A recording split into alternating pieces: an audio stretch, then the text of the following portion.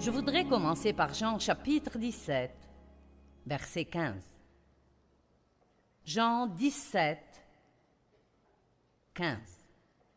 Jésus prit sa grande prière et il dit « Je ne te demande pas de les ôter du monde. » Il prie pour nous.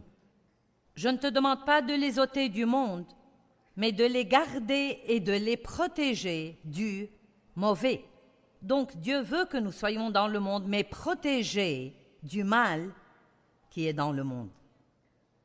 Ils ne sont pas du monde, mondains. Pouvez-vous dire ça avec moi ce matin? Je ne suis pas mondain.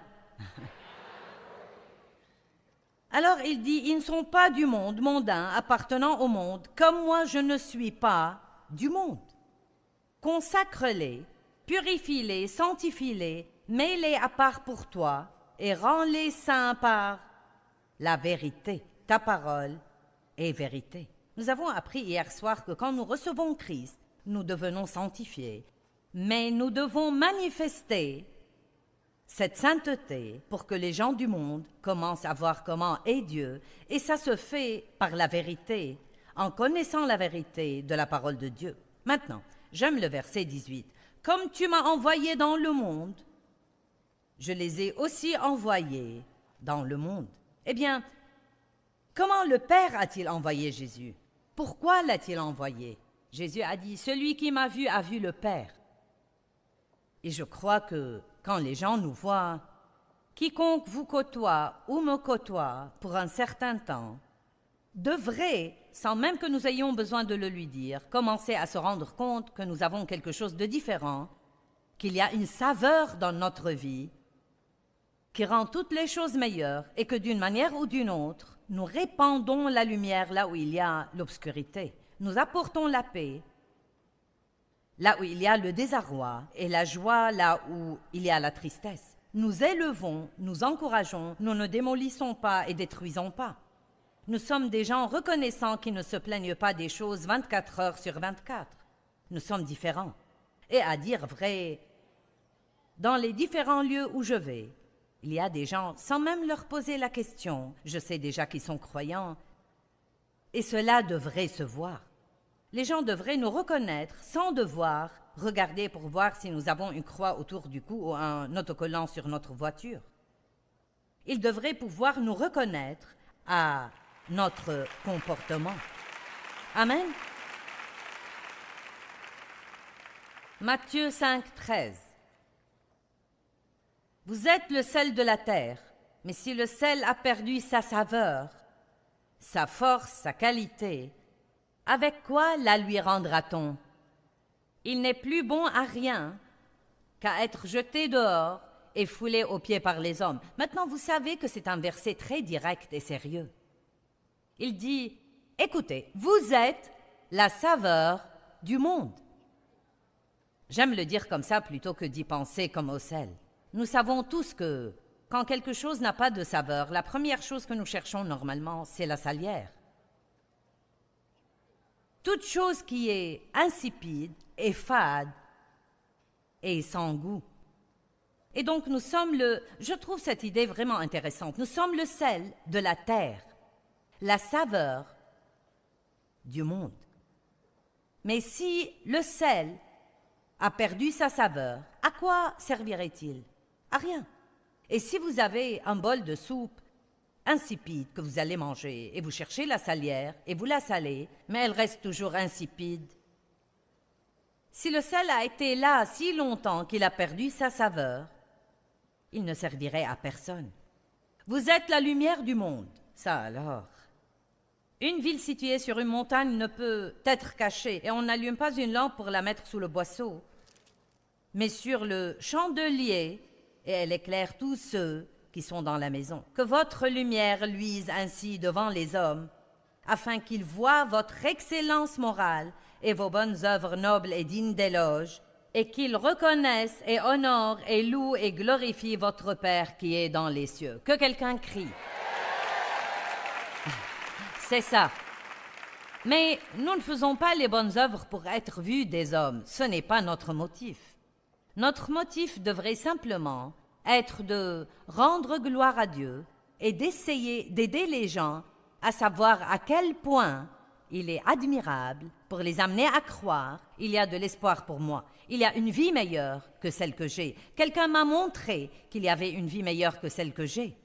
Vous savez, je pense souvent à, surtout quand je parle de choses comme ça, de mon mariage avec Dave. Quand j'étais jeune et que j'avais une vingtaine d'années, j'avais 23 ans quand Dave m'a épousée, et je peux honnêtement vous dire qu'à cet âge, je ne me souviens pas d'avoir été heureuse de ma vie. Je n'ai jamais été heureuse. Je ne connaissais pas le bonheur. Je n'ai jamais eu de paix, je ne savais pas ce que c'était. Elle m'était étrangère. Savez-vous qu'il y a des gens qui n'ont pas la moindre idée de ce que c'est que la paix? Ils ne savent même pas ce que c'est.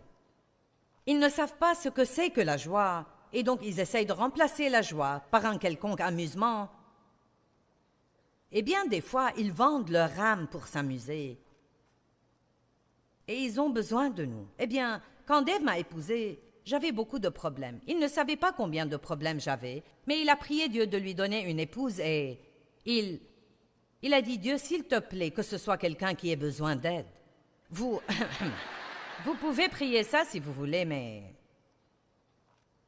je me demande combien de personnes qui veulent se marier aujourd'hui oseraient prier quelque chose comme ça. Oh non, nous voulons Monsieur Parfait, nous le voulons rempli de l'esprit, marchant avec Dieu, prêt à entrer dans le ministère, un homme de la maison, ceci et cela, très grand, etc., et qu'il ait un bon métier.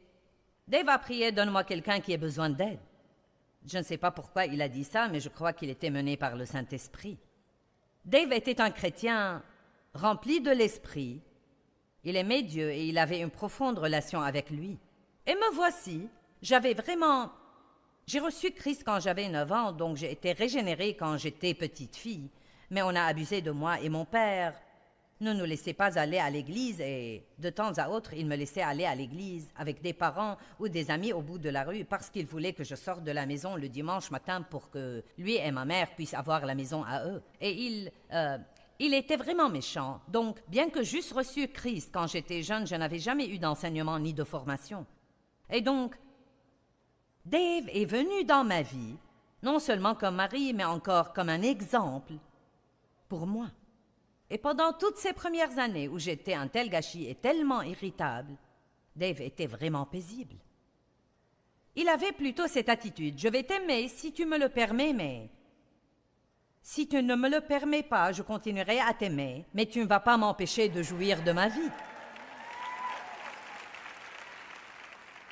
J'aimerais que vous écoutiez ce que je viens de dire, car certains d'entre vous ont affaire à des non-croyants, peut-être même dans une relation de mariage, et vous ne savez pas exactement comment leur témoigner. Eh bien, ça ne va pas les aider de leur cogner la tête avec votre Bible.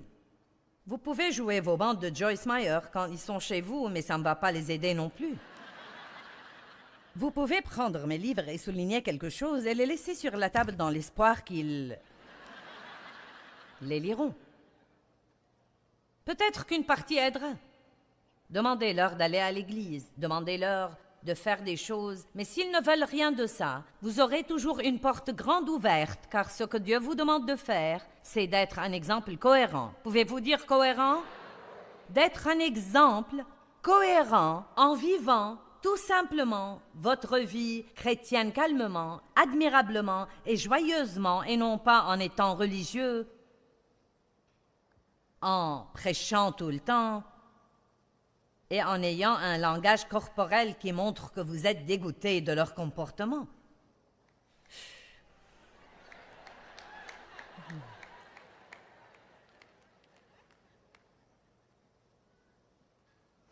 Je me rappelle que je ne comprenais pas ça. C'était comme « Pourquoi tu ne me gifles pas » ou quelque chose comme ça. Mais croyez-moi, une des meilleures choses que Dave a faites pour moi, c'est qu'il ne me laissait pas le rendre malheureux. Vous n'avez pas écouté ce que j'ai dit. Il ne me laissait pas le rendre malheureux.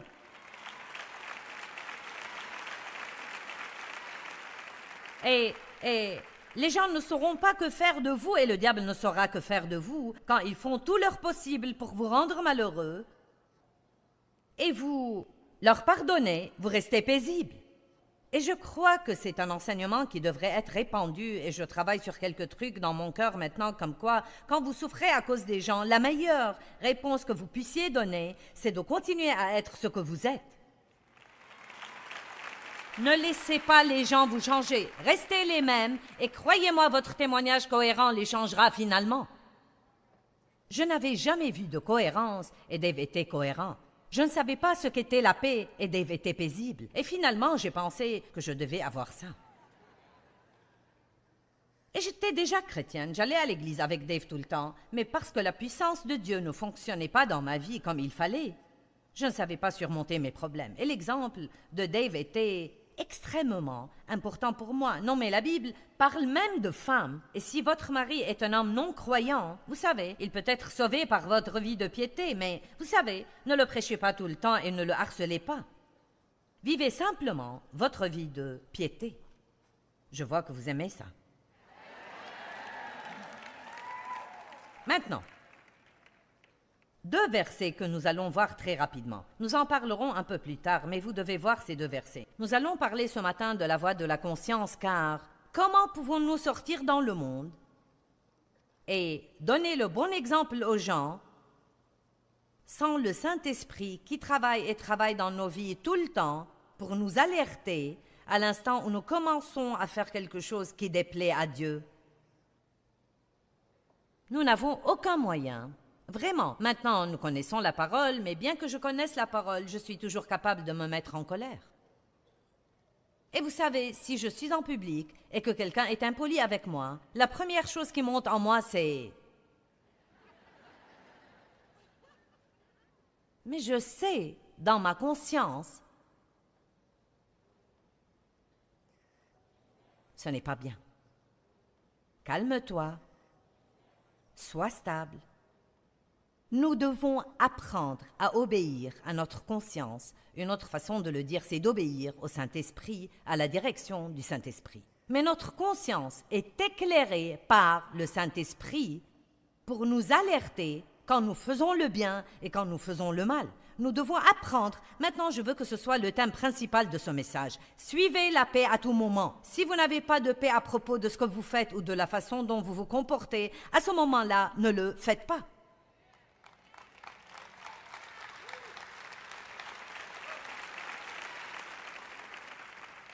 Je ferais mieux de répéter. Si vous n'avez pas de paix au sujet de ce que vous faites ou la façon dont vous vous comportez, et c'est pour vous, ne vous souciez pas de ce que font tous les autres.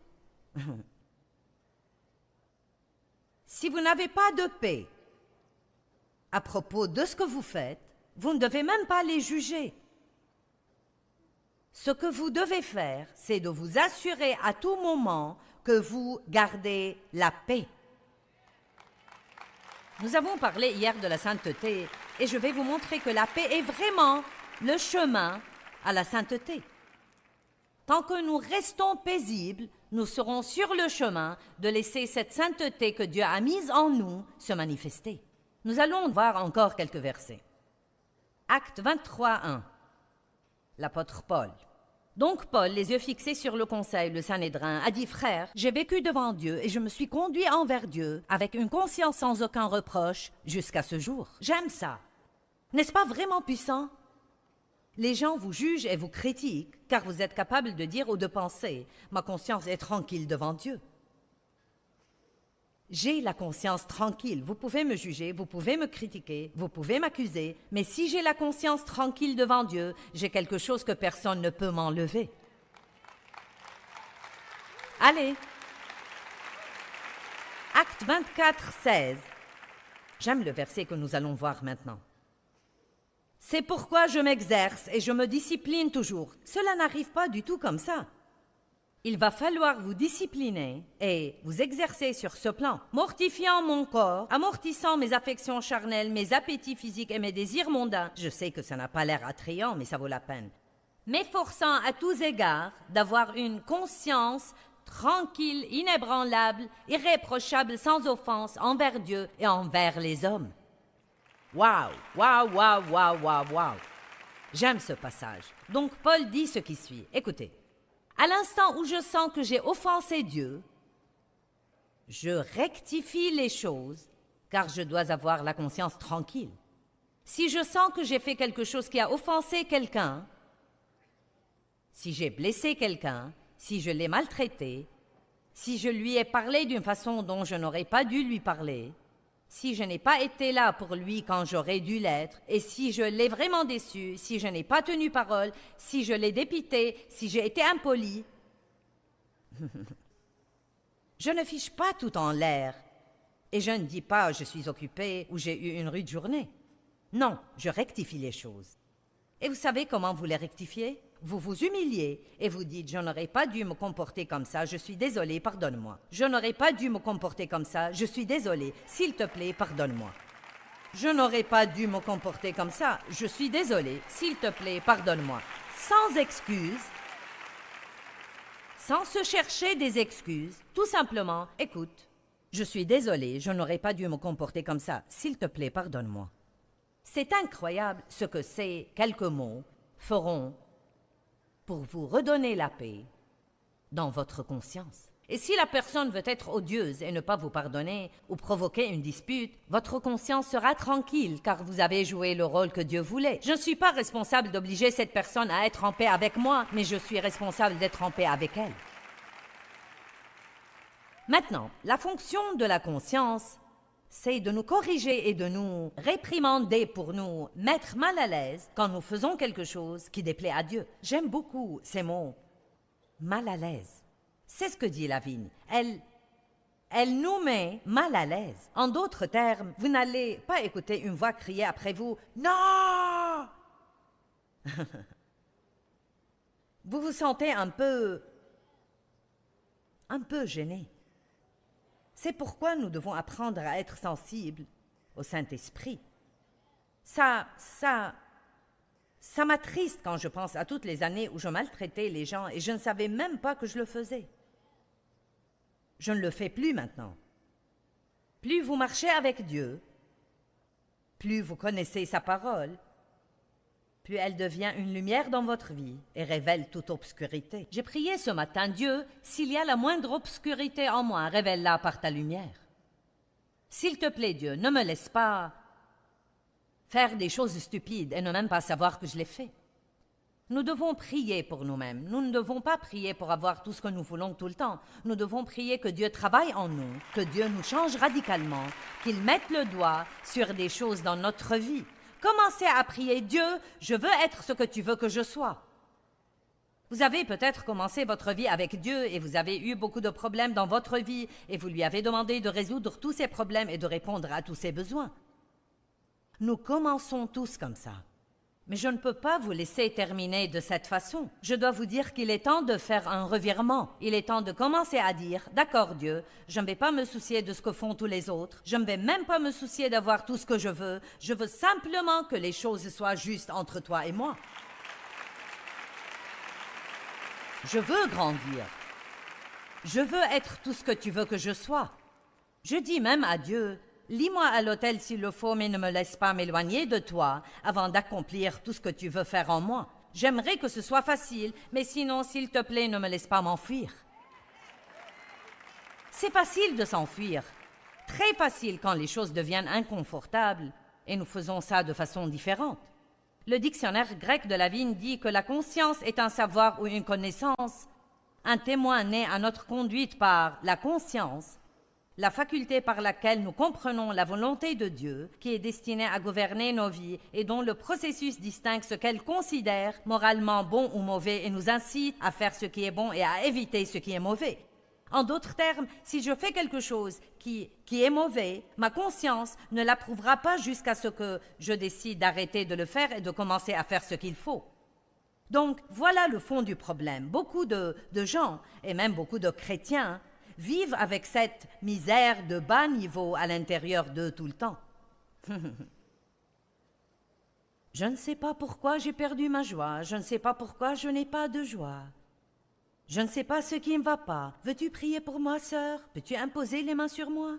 J'ai perdu ma joie, je ne sais pas ce que c'est, je ne me sens pas bien. Pourquoi ne pas demander à Dieu, ai-je fait quelque chose qui t'a offensé?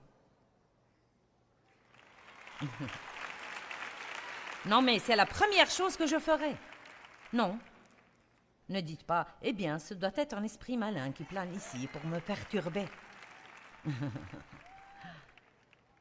Amen. Les gens vivent avec ce malaise de bas niveau, simplement car, à dire vrai, tant de personnes chrétiennes, et je ne dis pas que c'est vous, mais tant de chrétiens, font constamment des choses que leur conscience désapprouve complètement. Comprenez ceci, même si vous ne comprenez rien d'autre. Votre conscience est un grand don que Dieu vous a donné, et elle peut être votre meilleure amie. Elle peut être la seule chose qui vous protégera des problèmes. Mais pour en parler et garder l'équilibre, nous devons parler de la conscience saine. Qu'arrive-t-il si vous avez une conscience hyperactive? Vous vous sentirez coupable à propos de choses qu'il n'y a pas de mal à faire. Ou qu'arrive-t-il si vous avez une conscience endurcie ou stigmatisée? Vous serez capable de faire des choses qui devraient vous gêner, mais ne le font pas. Nous n'entrons donc pas dans cette chose complètement sain. Et c'est pourquoi, à certains égards, c'est un sujet un peu difficile à enseigner, car je sais fort bien que certains d'entre vous ont une conscience hyperactive et vous vous sentez absolument coupable à propos de tout. J'étais comme ça, j'ai grandi dans la peur. Mon père était furieux la plupart du temps et personne ne savait jamais pourquoi. Et il y avait beaucoup de règles, et même beaucoup de règles tacites que nous devions observer pour l'apaiser. Et on ne savait pas en quelle journée les règles allaient changer. C'était donc une atmosphère très tendue. Pas seulement ça, mais parce qu'il abusait sexuellement de moi, j'avais une nature et une image de moi-même basée sur la honte. Je me sentais coupable et j'avais toujours peur d'avoir des ennuis. Donc, quand je suis entrée dans une relation épanouie avec Dieu où j'ai vraiment commencé à vouloir lui plaire, j'ai dit ça la semaine dernière, pas ici, mais dans la dernière conférence que j'ai faite, je l'ai dit, avant de commencer sérieusement à suivre Dieu, je n'étais aussi misérable dans mon péché que je l'étais après avoir commencé sérieusement à suivre Dieu. Car avant ça, j'allais à l'église et je croyais que les autres étaient un problème. Tu devrais me traiter mieux, tu devrais faire ceci et cela. Il ne s'agissait jamais de moi, ça n'avait rien à voir avec moi. Mince alors, quand la lumière de Dieu a commencé à briller dans mon âme sombre, quand j'ai commencé vraiment à étudier ceci, et non seulement à écouter un verset ou quelques versets lus un dimanche dans un sermon de 15 ou 10 minutes, vous ne pouvez pas vivre sur les snacks.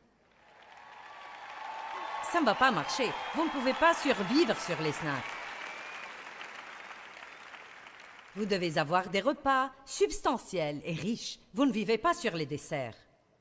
Et une des choses qui sont plutôt effrayantes aujourd'hui, c'est que la Bible dit que dans les derniers jours, les gens s'amasseront enseignants sur enseignants et trouveront des gens qui leur diront ce qu'ils veulent entendre. Et c'est possible de le faire aujourd'hui. Si vous ne voulez pas entendre un enseignement direct, évitez-moi à la télé et ne venez pas à mes conférences. Changez de chaîne et trouvez quelqu'un qui vous dise ce que vous voulez entendre tout le temps. Mais vous ne grandirez pas comme ça. Nous avons besoin de tout. Nous avons besoin d'encouragement, mais nous avons aussi besoin de petites fessées du Saint-Esprit de temps en temps pour nous aider à grandir.